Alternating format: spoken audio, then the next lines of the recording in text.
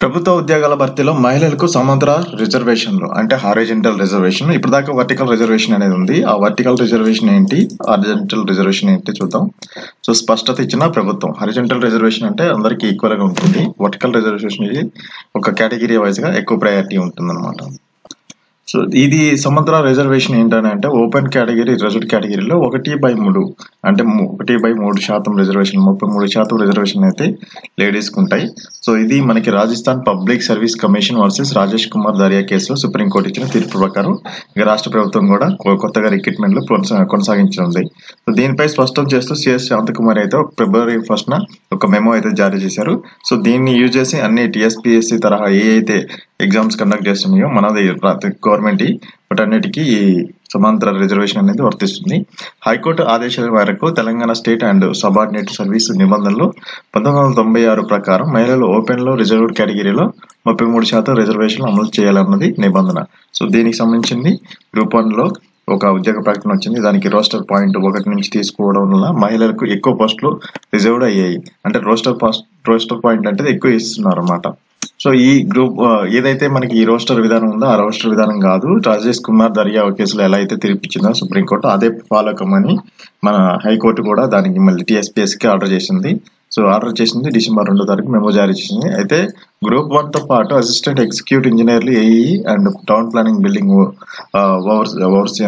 Overseas and ఇతర నియామకాలలో కూడా ఈ సమాంతర రిజర్వేషన్ అప్లికేబుల్ చేయాలని కోరుతూ మిగతా హైకోర్టు అయితే ఆదేశం చేయించింది.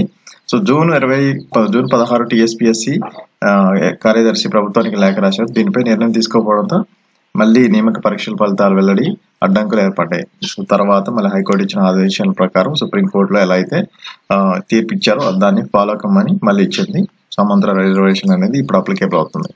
సో ఇప్పటి వరకైతే మనకి ఏదైతే వర్టికల్ రిజర్వేషన్ ఉందో అది రిజర్వేషన్ ఎస్సీ, ఎస్టీ, బీసీ, ఈడబ్ల్యూఎస్సీ అభ్యర్థులకు కేటాయించిన పోస్టులు భర్తీ చేసేవారు. ఇక మీద అందరికీ ఒకవేళ ఎవరైనా ఓపెన్ కేటగిరీలో పోటీ పడి మెరిట్ లో వస్తే వాళ్ళకి కూడా ప్రయారిటీ అనేది ఉండేది.